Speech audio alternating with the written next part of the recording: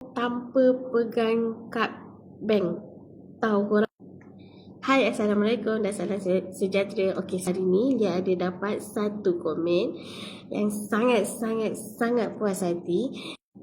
Saya suggestkan ini pinjaman terbaik setakat ini saya jumpa. Bulanan dia ikut kemampuan kita bayar. Dia tak paksa. Alhamdulillah dah buat pinjaman dengan company ni. Terbaik. Okey korang, dengan syarikat Lia kita bergantung pada bajet customer.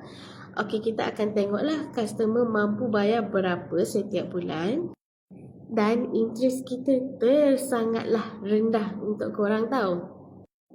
Korang urgent nak pakai duit sekarang?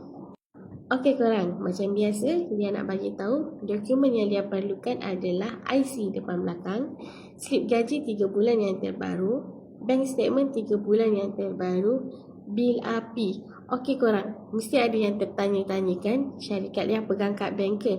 Untung syarikat Lia tanpa pegang kad bank. Tahu korang, tanpa pegang kad. Dengan kadar faedah yang rendah, bulan pertama tanpa bayaran, tanpa pegang kad. Apa lagi korang nak? Korang boleh DM Lia laju-laju.